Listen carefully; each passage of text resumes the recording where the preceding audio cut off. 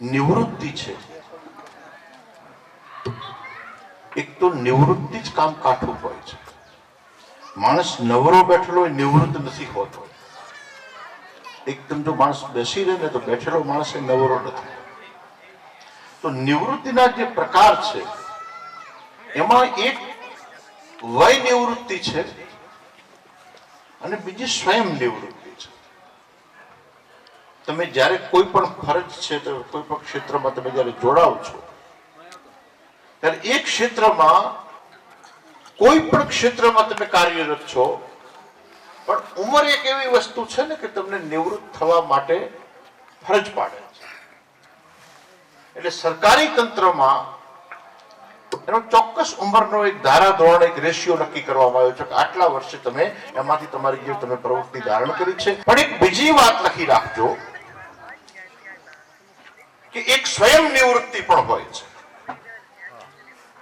આ સ્વયં નિવૃત્તિ જે છે એ કોઈ સરકારી ધોરણ પ્રમાણે નક્કી નથી થતી, એ ઉંમર પ્રમાણે પણ નક્કી નથી થતી, એ સમજણ પ્રમાણે નક્કી થાય છે. નિવૃત્તિથી જ આ આખા જગતનું જે સંચાલન થાય છે એમાં પ્રવૃત્તિ કરતા મોટી ભૂમિકા નિવૃત્તિની છે. તમને એમ થાય બાપુ આ વાત કરે છે કે સક્રિયતાથી જ દુનિયા ચાલે છે, પ્રવૃત્તિથી જ દુનિયા ચાલે છે. ના, જે દિવસે તમારી જે નૈતિક જવાબદારીઓ છે તમને એનો અહેસાસ થઈ જાય કે મેં જે કંઈ કર્યું છે થાય એટલું કર્યું છે, અને જે કંઈ કર્યું છે હું થયું કે ન થયું પણ મેં ખોટું નથી કર્યું, સમજી લેવાનું કે તે દાડો સ્વયં નિવૃત્તિની શરૂઆત થાય.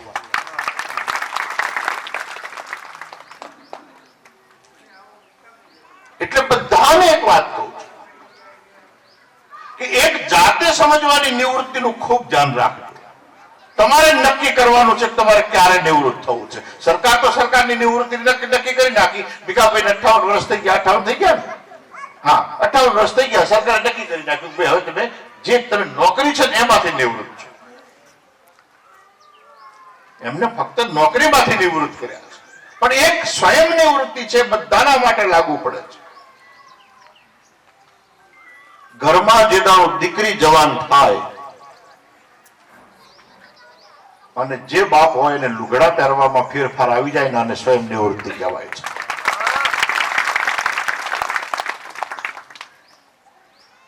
ઘરમાં દીકરાની વહુ આવ્યા પછી અને એનો સ્વભાવ જાણ્યા પછી પોતાના જીવન ધોરણો અને ધારા ધોરણો જે બદલી નાખે છે ને એને સ્વયં નિવૃત્તિ કહેવાય. અને દીકરો મોટો થયા પછી જે કઈ ખેડૂત હોય, ફાદડું વાગતો હોય, ખેતી કરતો હોય, પેઢી ચલાવતો હોય, નોકરી કરતો હોય, ગમે તે કરતો હોય, પણ દીકરો મોટો થયા પછી અને દીકરાના ઘરે જયારે દીકરો થયા પછી હાથે વહીવટનો ચોપડો ચાવીઓ સોંપી દે ને અને સ્વયં નિવૃત્તિ કહેવાય.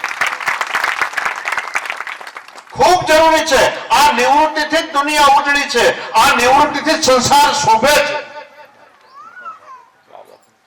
જે દિવસે એ નિવૃત્તિ જેને ખબર નથી પડતી ને સમજી લેવાનું કે એ પ્રવૃત્તિ એટલી ઘાતક નીવડે છે કે એમાંથી જ કલેશ પેદા થાય છે, એમાંથી જ વખવાદ પેદા થાય છે, એમાંથી જ વઢવેર પેદા થાય છે. એટલે જેટલી બહેનો બેઠા છે એમને કહી દઉં, સૌથી વધારે નિવૃત્ત ન થવાની વઠ બહેનોની હોય છે.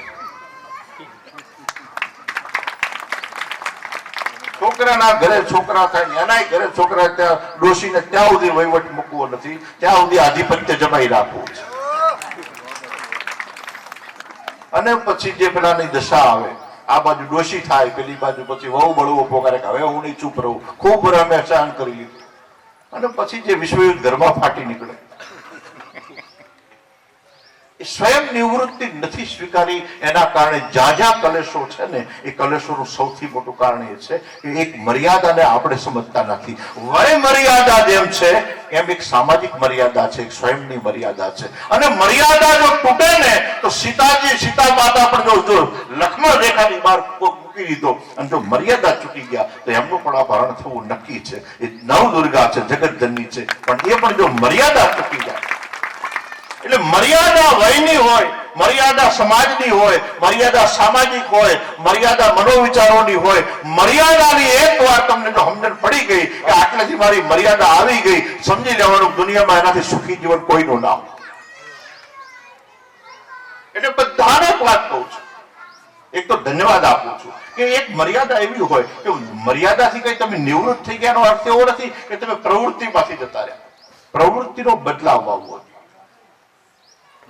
પ્રવૃત્તિનો બદલાવ આવવો. હવાના પોરમાં ઘરે ચા ના પીવે, કોકના ત્યાં ખોખારો ખાઈ સીધો કોકના આગળ આમ જતો રહે. પેલો આવકારો હાલે તો ચા પીવાની, ના હાલે તો ચા પીવાની. અને અહીંયાથી ઉઠી પાસે બીજાના ઘરે ચા પીવાની. અને પછી તો બે ઘરે ચા પીધા પછી એવી વ્યવસ્થા કરે ને કે ચા પીવા બીજા બોલાવે, કારણ ખબર હોય આની પાસે કઈક માહિતી હશે. અને પછી ધીમે ધીમે આખા ગામની ચા પીતો થઈ જાય. પછી એની ચા ચાલુ રહે, પણ કેટલાય લોકોની ચા બંધ કરાવી નાખે. એને જે દાડો ખબર પડે કે હવે ખૂબ ચા પી લીધી, હવે ચા પીવા નથી જવું, હવે ચબૂતરે ચણ નાખવા જવું છે, તે દાડો સમજી લેવાનું કે તમારું જીવન છે, તમારી નિવૃત્તિ ખીલી. એટલે પ્રવૃત્તિ માત્ર નહીં, એમ કેટલીક પ્રવૃત્તિઓ તો એવી હોય છે કે આપણે એમ હાથ જોડવા પડે કે તું આ પ્રવૃત્તિ ના કરીશ, અમે બધા ભેગા થઈને તને હાથ જોડી. તું નિવૃત્ત રહે. ઘણા તો નાની ઉંમરમાં એટલા પ્રવૃત્ત થઈ ગયા હોય ને કે ગામ એમને નિવૃત્ત થવા માટે મેં મથામણ કરતો, તું રહેવા દે, તું કશું નહીં કરે તો ચાલશે, અમે બધું માની લેશું, પણ તું પ્રવૃત્તિ ના કરીશ. જે દિવસે તમારા પગ ચબૂતરા તરફ વળી ગયા, સમજી લેવાનું કે તમારી નિવૃત્તિ સોળે કળાએ ખીલી ઉઠી છે. જે દિવસે રામજી મંદિર કે જોગમાયા કે ગામપાદરના દેવ તરફ દીવો કરવા માટે તમારા પગ વળી ગયા, સમજી લેવાનું કે તમે સાચા અર્થમાં નિવૃત્તિને સ્વીકારી લીધી. આ ખીલી ઉઠે એવી નિવૃત્તિ છે, સોળે કળાએ ખીલી ઉઠે એવી નિવૃત્તિ. એટલે ભીખાભાઈએ પહેલેથી જ નિવૃત્તિની પ્રવૃત્તિનું આકલન કરી રાખ્યું છે. નિવૃત્તિની પ્રવૃત્તિ કેવી હોય કે એકમાંથી તો નિવૃત્ત થવું છે. સરકાર ઉંમરમાંથી મને નિવૃત્ત કરી શકે, મને સેવા કરવામાંથી કોઈ નિવૃત્ત નહીં કરી શકે. મને વાત કોઈએ કરી કે ખૂબ સક્રિયતા, સામાજિક સક્રિયતાથી માંડી અને ધાર્મિક સક્રિયતા સુધી એમનું ખૂબ મોટું યોગદાન છે. અને સૌથી મોટામાં મોટો વિષય છે કે જેણે પોતાની એક નિવૃત્તિ પછી પણ એક બીજી નિવૃત્તિની વ્યવસ્થા કરી રાખી છે, એક નિવૃત્તિ પ્રવૃત્તિ પછી પણ એક બીજી પ્રવૃત્તિની વ્યવસ્થા કરી રાખી છે. એટલે શિક્ષકો નિવૃત્ત થાય, સરકારી કર્મચારીઓ નિવૃત્ત થાય, ડાયો માણસ હોય સમજી નિવૃત્ત થાય, પણ વીરાભાઈ જેવા મક્કમ રાજકારણી નિવૃત્ત ના થાય. મેં તો એક સાલ હંગરી રાખી છે, કોક રાજકારણીઓ નિવૃત્ત થાય તો ઓઢાડું, પણ હજુ સુધી કોઈ ઓઢવા વાળો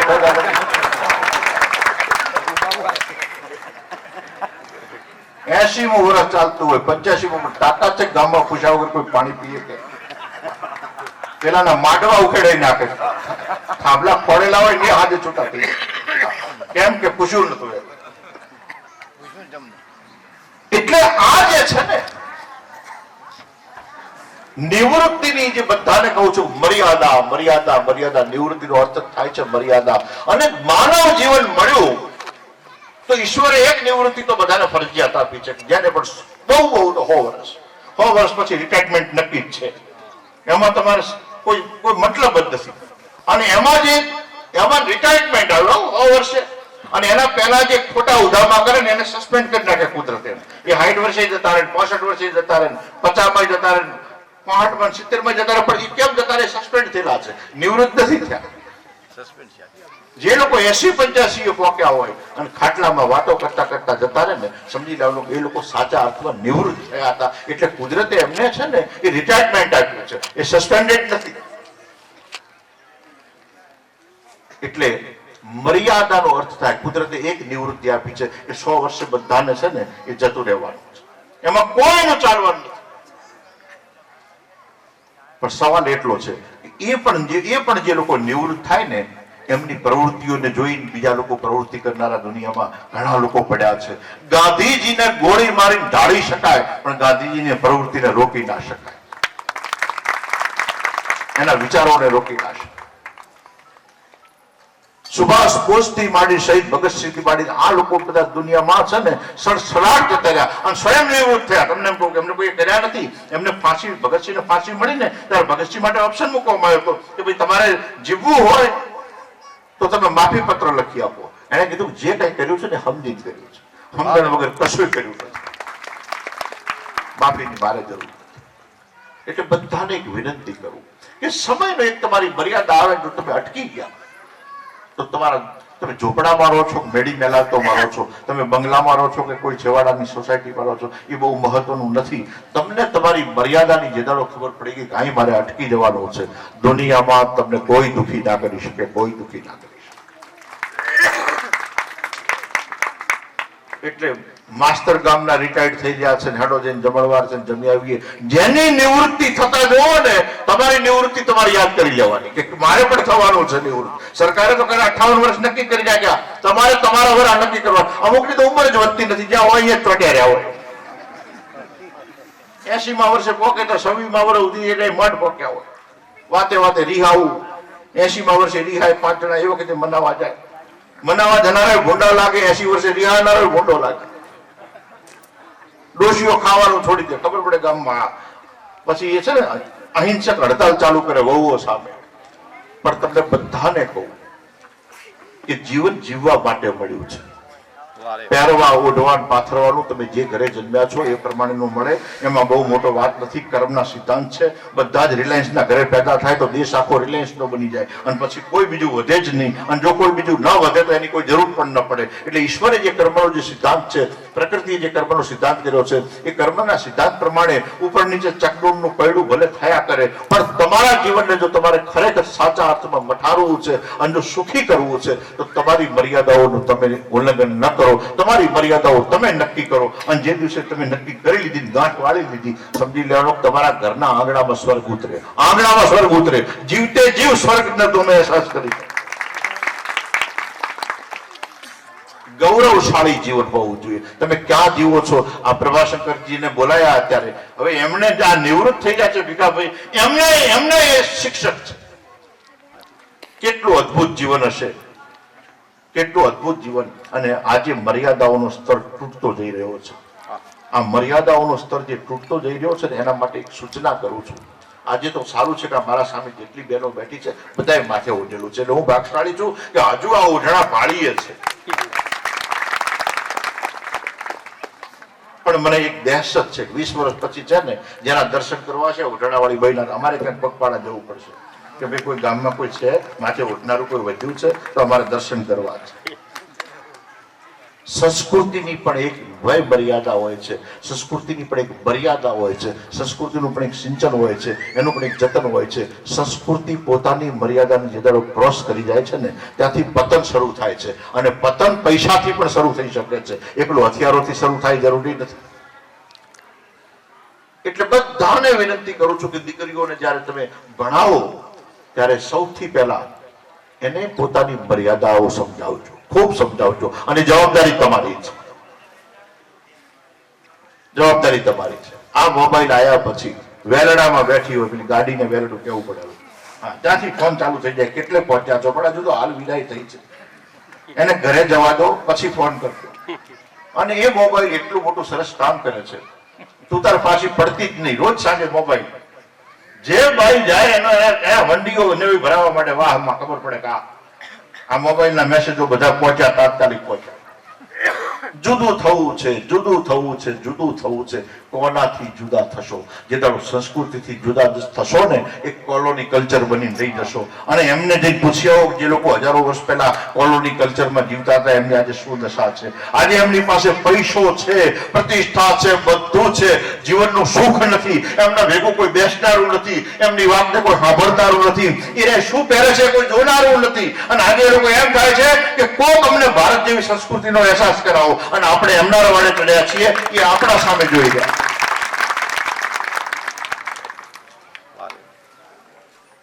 એટલે આજે આ નિવૃત્તિના કાર્યક્રમમાં હું આવ્યો છું, એમાંથી એક પ્રવૃત્તિના હું એવા દર્શન કરી રહ્યો છું, એક સામાજિક પ્રવૃત્તિ, એક ધાર્મિક પ્રવૃત્તિ, એક સાંસ્કૃતિક પ્રવૃત્તિ, અને એનો પ્રવાહ જ્યારે શરૂ થાય, ખાસ કરીને જે નાની દીકરીઓ બેઠી છે એમને વિનંતી કરું છું કે તમે તેદારો વેલ એજ્યુકેટેડ ગણાશો, તમે તેદારો એજ્યુકેટેડ ગણાશો, તમે તેદારો ફોરવર્ડ ગણાશો, તમે જે કંઈ ગણાશો, માત્ર વસ્ત્રો પહેરવાથી, વસ્ત્રોની મર્યાદાઓ ફગાઈ દેવાથી અને આધુનિક પોશાકો પહેરવાથી કોઈ આધુનિક બની જતું નથી.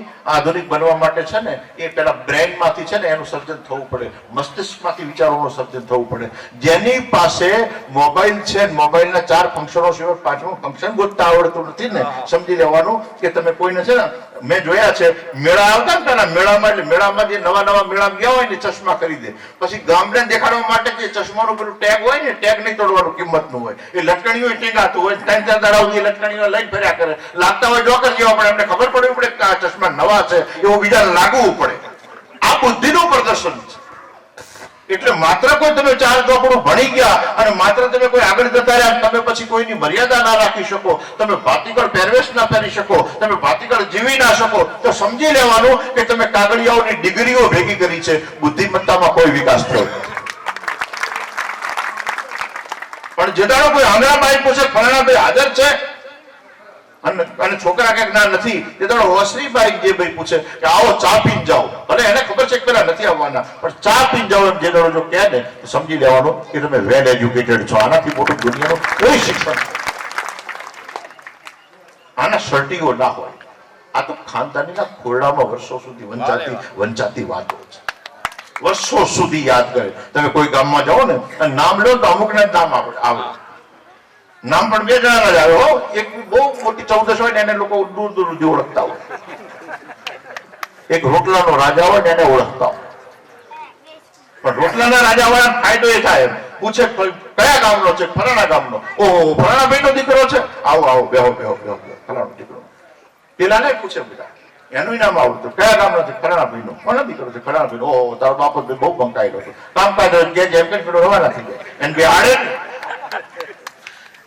એટલે એક વાત લખી રાખવાની કે ઈશ્વરે આ અવતાર આપ્યો છે, ભારત જેવી ભૂમિ ઉપર અવતાર આપ્યો છે, અને જિંદગી જાતે શરૂઆત થઈ, જેમ નોકરીની શરૂઆત થાય છે એમ જિંદગીની જાતે શરૂઆત થાય છે. ત્યારે એક એગ્રીમેન્ટ સાથે થાય છે, કમિટમેન્ટ સાથે થાય છે, અને જેની જેટલી દોરી છે, નિવૃત્તિની જેટલી વય મર્યાદા પ્રકૃતિએ નક્કી કરી છે, કુદરતે નક્કી કરી છે, એ પ્રમાણે જ ચાલવાની છે.